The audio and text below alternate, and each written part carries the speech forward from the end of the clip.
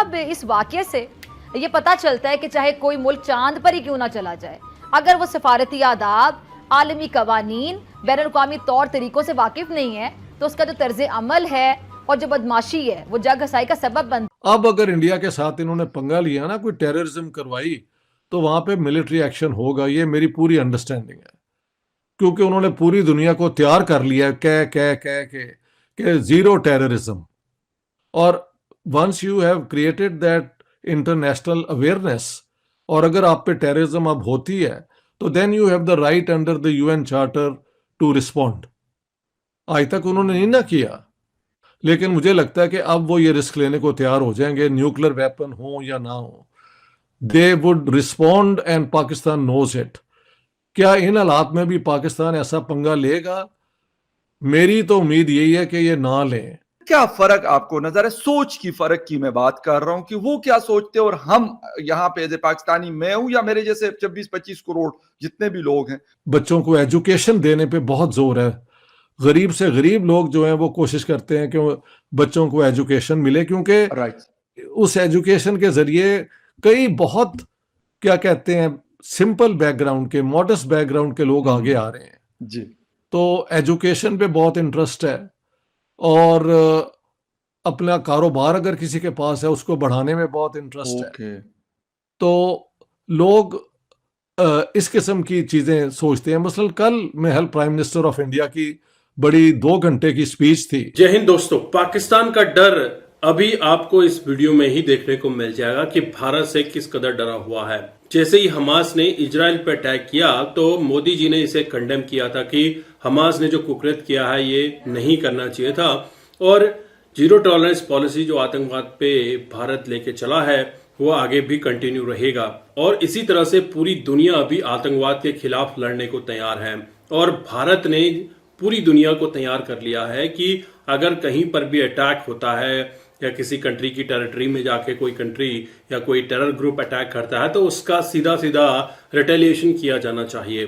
तो भारत ने पूरी दुनिया को इसलिए भी तैयार कर लिया है कि अगर कश्मीर में पाकिस्तान ने उंगली भी की तो उसकी उंगली और साथ में हाथ ही उखाड़ लिया जाएगा।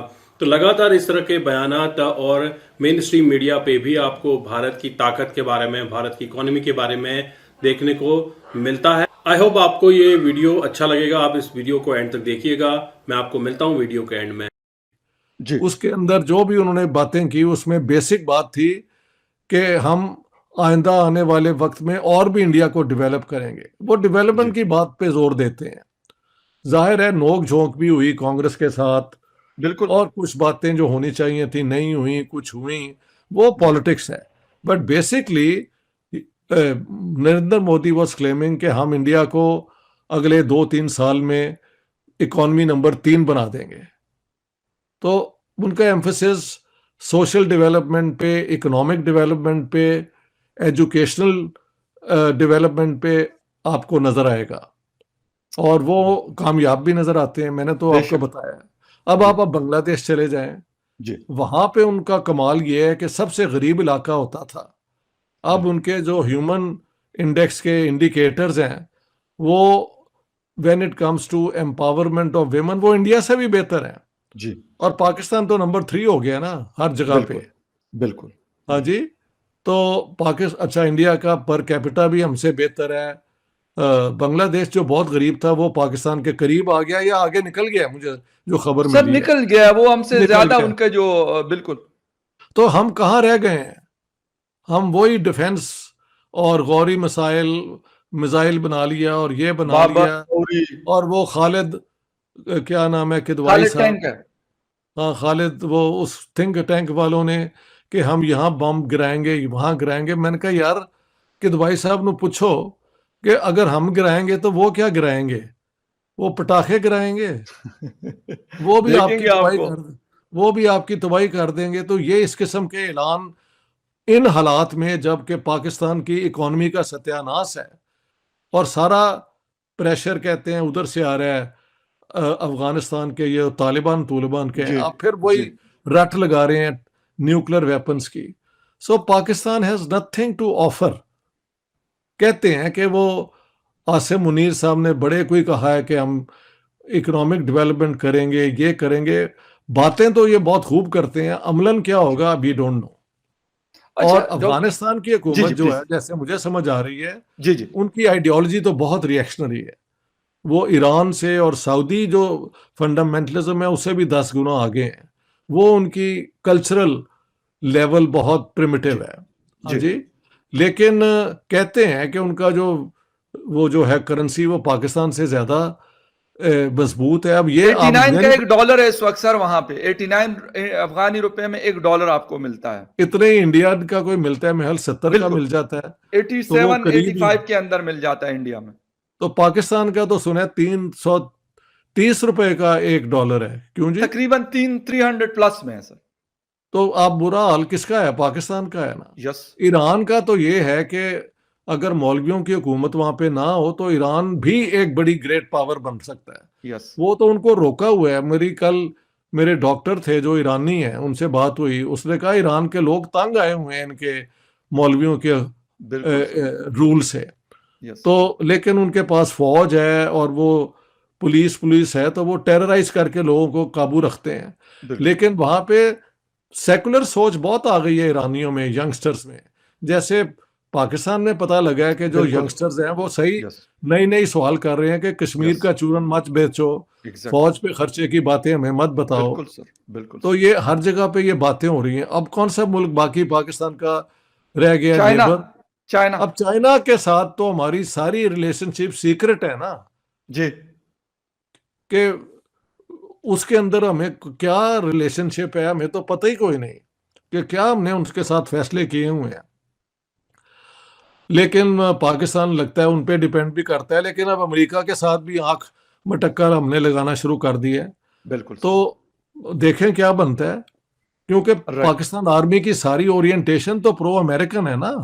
एग्जैक्टली एग्जैक्टली चाइना के साथ तो इनका कोई हथियार उथियार ले लेना, टेक्नोलॉजी लेना इज वन थिंग, लेकिन मिलिट्री ट्रेनिंग ये सारा कुछ सीखना तो ये अंग्रेज अमेरिका के पास जाते रहे हैं। तो बिल्कुल उनके साथ हमारी आर्मी के बड़े अच्छे जो है जनरल्स, रिलेशन। उनके साथ इनके बड़े अच्छे रिलेशंस भी हैं। अच्छा सर, एक बात और भी आजकल गर्दिश में है इंडिया पाकिस्तान और चाइना के हवाले से। ये लोग कुछ बात कर रहे हैं कि पाकिस्तान चाइना के कहने पे इंडिया के खिलाफ इस्तेमाल हो रहा है।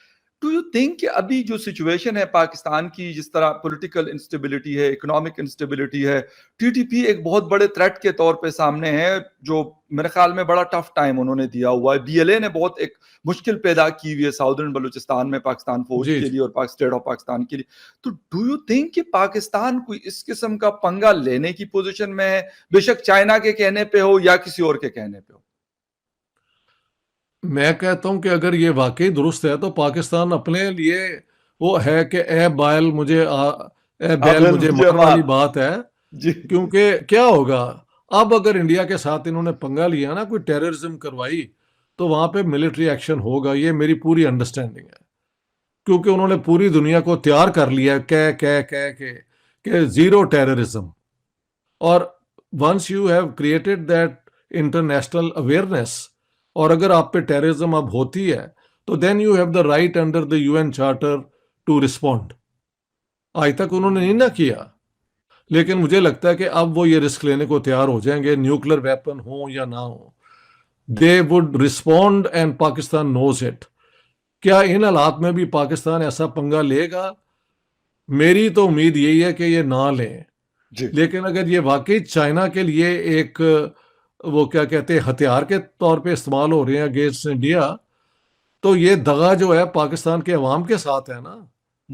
हम क्यों चाइना का, क्या चाइना हमारे कहने पे बाकी दुनिया के साथ रिलेशंस बनाता है? अगर भारत से पंगा लिया पाकिस्तान ने तो घर में घुसकर मारेगा।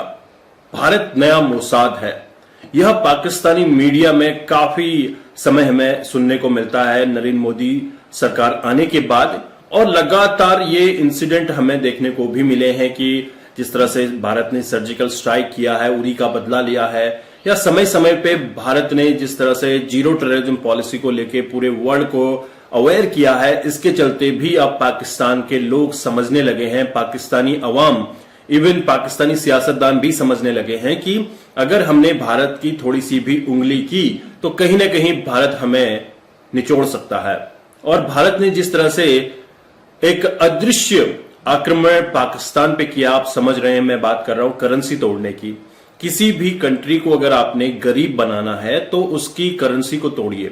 तो सबसे पहले भारत ने यही काम किया, उसके सारे ट्रेड्स बंद करवा दिए। एक समय पे पाकिस्तान बासमती राइस एक्सपोर्ट करने में टॉप पे आता था, लेकिन भारत ने जब से बासमती राइस का क्लेम किया है तब से भारत का ही बासमती राइस कंट्रीज में पूछा जाता है और उसी की डिमांड होती है। बासमती राइस का राइट्स लेने के बाद जिस तरह से भारत से कंटिन्यू राइस एक्सपोर्ट हो रहा है और पाकिस्तान का राइस एक्सपोर्ट होना बंद हो चुका है, तो कहीं ना कहीं भारत ने ट्रेड पे भी वॉर किया है और इसके चलते पाकिस्तान में भुखमरी के हालात आपको देखने को मिले। तो कहीं ना कहीं कोई भी इंटरनेशनल फोरम में आप देखते हैं और हर जगह पे आपको सुनने को मिलता है कि भारत आगे बढ़ रहा है।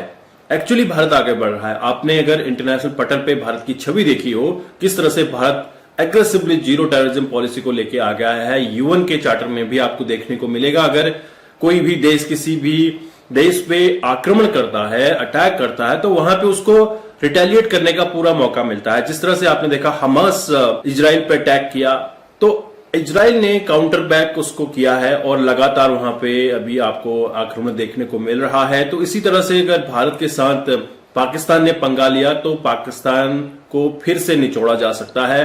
पाकिस्तान की हालत बहुत पतली हो चुकी है। हम ये मानते हैं कि आने वाले 10 साल तक अगर पाकिस्तान ऐसा चलता रहा तो अफ्रीकन कंट्री की तरह यह एक गरीब मुल्क बन के रह जाएगा। बाकी आप समझते हैं पाकिस्तान में किस तरह के लोग हैं, किस तरह की आवाम है, क्या माइंडसेट है। आई होप आपको ये वीडियो काफी अच्छा लगा। तो मिलता हूं अगले वीडियो में, तब तक के लिए थैंक यू। जय हिंद, जय भारत।